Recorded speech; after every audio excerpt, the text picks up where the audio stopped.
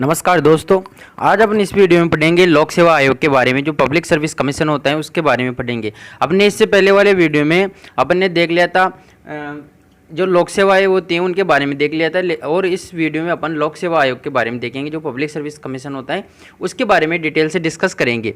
तो शुरू करते हैं। पब्लिक सर्विस कमीशन है, उसका उल्लेख संविधान में अनुच्छेद 315 से 323 तक मिलता है। ठीक है, अनुच्छेद 315 से 323 तक मिलता है। अब इसके अंडर में क्या क्या आते हैं? एक तो आता है संघ लोक सेवा आयोग, जो बहुत ही प्रसिद्ध है, जिसे अपन बोलते हैं UPSC, union public service commission. और एक आता है राज्य लोक सेवा आयोग, और एक आता है संयुक्त लोक सेवा आयोग। ठीक है, अब इनके बारे में डिटेल से डिस्कस करते हैं। जो लोक सेवा आयोग, इनके ऐतिहासिक पृष्ठभूमि के बारे में देख लेते हैं अपन।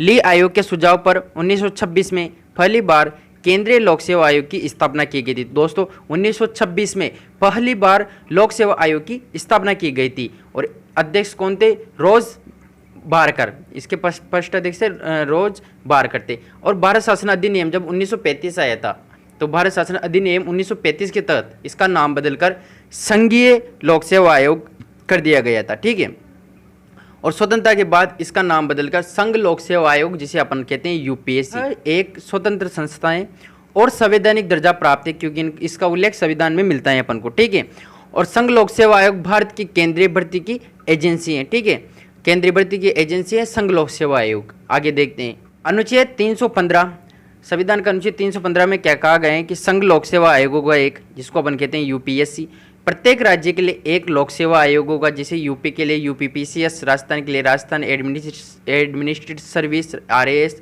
अलग अलग राज्यों के लिए अलग अलग होती हैं। बिहार के लिए बीपीएससी, मतलब अलग अलग राज्यों के लिए अलग अलग होती है। दो या दो से अधिक राज्य मिलकर संयुक्त लोक सेवा आयोग का भी गठन कर सकते हैं। जब दो या दो से अधिक राज्य मिलकर संयुक्त लोक सेवा आयोग का भी गठन कर सकते हैं। उन राज्यों की विधानमंडल में ये प्रस्ताव पारित होने के बाद, मतलब जो राज्य अगर संयुक्त लोक सेवा आयोग का गठन करना चाहते हैं, राज्य जो संयुक्त राज्य लोक सेवा आयोग का गठन करना चाहते हैं कोई राज्य, तो उनकी जो विधानमंडल है उन पर प्रस्ताव पारित होने चाहिए, प्रस्ताव पास होने चाहिए। उसके बाद ही उन राज्यों के लिए संयुक्त राज्य लोक सेवा आयोग का गठन किया जा सकता है। राज्यपाल संघ लोक सेवा आयोग से अनुरोध करके अपने राज्य की प्रशासनिक आवश्यकताओं की पूर्ति कर सकता है। मतलब जो संघ लोक सेवा आयोग है उसके जो सदस्य, मतलब जो संघ लोक सेवा आयोग है, उससे राज्यपाल अनुरोध करके अपने प्रशासनिक जो आवश्यकताओं की उनकी पूर्ति कर सकता है, राष्ट्रपति के अनुमोदन के पश्चात। ठीक है, बात समझ में आई? अनुच्छेद 316 में आयोगों के जो अध्यक्ष, उनकी नियुक्ति और पदावधि के बारे में डिस्कस किया गया। मतलब उनकी नियुक्ति कैसे की जाती है और उनकी पदावधि कितनी होती है। तो संघ लोक सेवा आयोग के अध्यक्ष और अन्य सदस्यों की नियुक्ति राष्ट्रपति महोदय के द्वारा की जाती है। मतलब जो संघ लोक सेवा आयोग के अध्यक्ष है उनकी नियुक्ति किनके द्वारा की जाती है? राष्ट्रपति के द्वारा की जाती है, जो उनके सदस्यों और अध्यक्षों की। राज्य लोक सेवा आयोग के अध्यक्षों की अन्य सदस्यों की नियुक्ति किसके द्वारा की जाएगी? राज्यपाल के द्वारा की जाएगी। मतलब जो संघ लोक सेवा आयोग है उसकी तो राष्ट्रपति के द्वारा की जाएगी, और जो राज्य लोक सेवा आयोग है उनके सदस्यों की नियुक्ति राज्यपाल के द्वारा की जाएगी।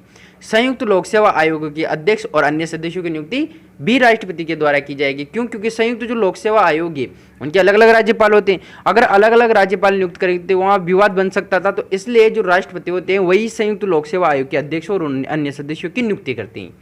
ठीक है, लोक सेवा आयोगों की सदस्यों की संख्या का प्रावधान संविधान में नहीं देखने को मिलता है। ठीक है, लेकिन वर्तमान में अगर देखें अपन तो 10 सदस्य और एक अध्यक्ष होता है, 11 सदस्य होते हैं। ठीक है, लेकिन इनकी जो सदस्यों का प्रावधान संविधान में नहीं मिलता है। संघ लोक सेवा आयोग के अध्यक्ष और सदस्यों की पदावधि कितनी होती है? मतलब कार्यकाल कितना होता है? 6 वर्ष होता है, या फिर 65 वर्ष की आयु तक। मतलब जो पहले हो, मतलब 6 वर्ष कार्यकाल होगा इनका, लेकिन 65 वर्ष की आयु यदि हो जाए उनको रिटायरमेंट लेना पड़ेगा। ठीक है, अब वैसे ही देख लेते हैं राज्य लोक सेवा आयोग के अध्यक्ष और सदस्यों की पदावधि, वैसे 6 वर्ष होती है या फिर 62 वर्ष की आयु तक, मतलब जो पहले हो। ठीक है, और संयुक्त लोक सेवा आयोग के अध्यक्षों की पदावधि भी वही होती है जो 6 वर्ष होती है।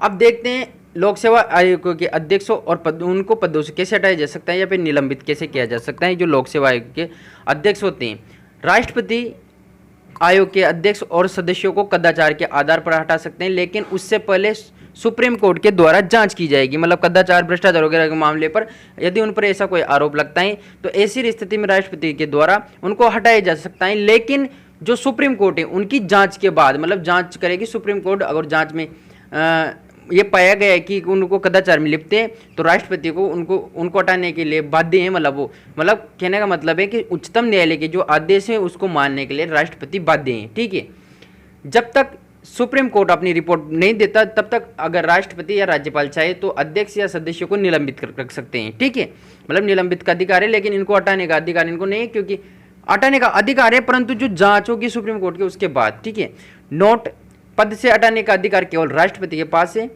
राज्यपाल के पास नहीं है। केवल राज्यपाल के पास निलंबित करने का अधिकार है। समझ में आया? और इसके अलावा आयोग के अध्यक्ष और सदस्यों को निम्न परिस्थितियों में सीधे राष्ट्रपति के द्वारा हटाया जा सकता है। कैसे? जैसे दिवालिया घोषित कर दिया हो या कई अन्य स्थान पर समवेतन नियोजन होने पर, मतलब अन्य नौकरी कर रहे हो, वहाँ से भी नौकरी कर रहे हो और यहाँ पे नौकरी कर, तो ऐसे स्थान ऐसी स्थिति पर भी उनको हटाया जा सकता है। किसी कंपनी का साझेदार बनने पर, ठीक है, किसी कंपनी का साझेदार बन गए तो उनकी स्थिति पर उनको हटाया जा सकता है सीधे राष्ट्रपति के द्वारा। मानसिक और शारीरिक रूप से सक्षम न होने पर, मतलब अगर वो मानसिक तौर पर या शारीरिक रूप से सक्षम नहीं हो उन कामों को करने के लिए, तो ऐसी स्थिति में राष्ट्रपति महोदय के द्वारा हटाया जा सकता है सीधे। ठीक है, अब अनुच्छेद 318 में क्या कहा गया है? उनके वेतन भत्ते एवं अन्य सेवाओं की शर्तें हैं, मतलब इसमें जो वेतन भत्ते और अन्य जो सेवाएं होती हैं उनके बारे में उल्लेख किया गया है। तो संघ लोक सेवा आयोग के सदस्यों के वेतन एवं व सेवा शर्तें, वेतन व सेवा शर्तें राष्ट्रपति के द्वारा निश्चित भारत की संचित निधि के आधार पर होगा। मतलब जो इनको वेतन दिया जाएगा, जो भत्ते दिए जाएंगे, वो भारत की संचित निधि पर आधारित होते हैं।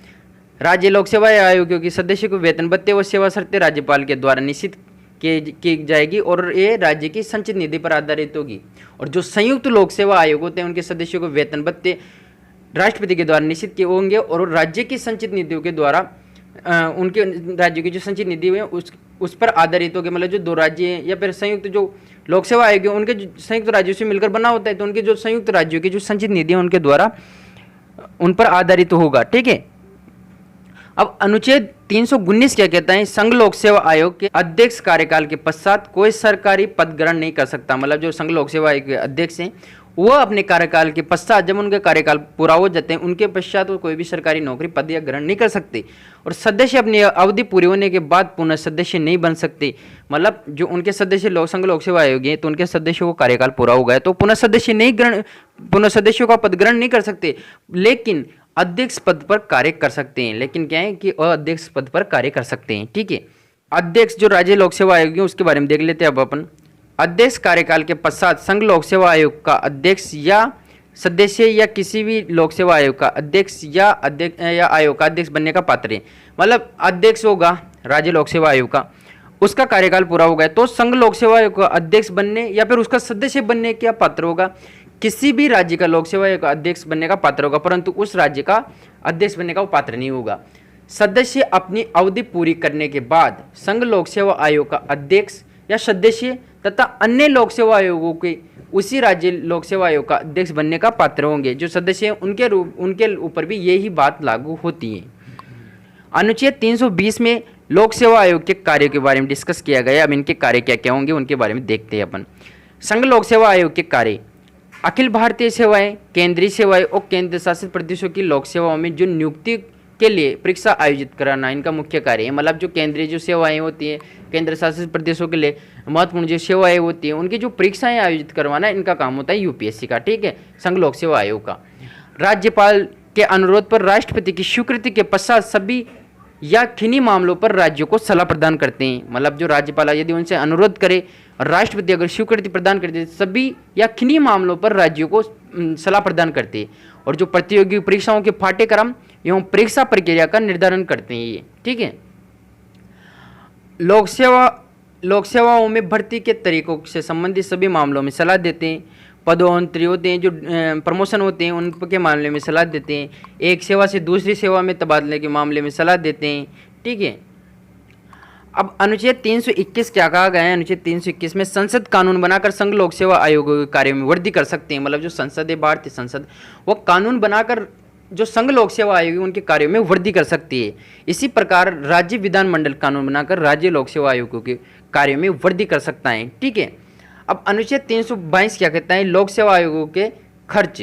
लोक सेवा आयोग उनके आयोग का खर्च देख लेते किन पर होगा। संघ लोक सेवा आयोग तो भारत की संचित निधि पर आधारित होगा, बता दिया। और राज्य जो लोक सेवा आयोग होगा वो राज्य की संचित निधि पर आधारित होगा। और जो संयुक्त लोक सेवा आयोग होगा वो संबंधित जो राज्यों को के द्वारा संयुक्त लोक सेवा आयोग का गठन किया गया था उनकी संचित निधि पर आधारित होगा। अनुच्छेद 323 क्या कहता है, रिपोर्ट प्रतिवर्ष राष्ट्रपति राज्यपाल को देते हैं और वह उसे संसद या राज्य विधानमंडल के समक्ष रखते हैं। जैसे संघ लोक सेवा आयोग वो अपनी रिपोर्ट किसको सौंपते हैं, राष्ट्रपति जी को सौंपते हैं और वो संसद के पटल पर उनको रखते हैं रिपोर्ट को। उसके बाद में जो राज्य लोक सेवा आयोग वो राज्यपाल को अपनी रिपोर्ट प्रतिवर्ष सौंपते हैं और वो विधानमंडल के समक्ष प्रस्तुत करते हैं। ठीक है, आई होप आपको जो संघ लोक सेवा आयोग, राज्य लोक सेवा आयोग और संयुक्त लोक सेवा आयोग के बारे में डिटेल से समझ में आया होगा। मिलते हैं नेक्स्ट वीडियो में, तब तक के लिए जय हिंद, वंदे मातरम।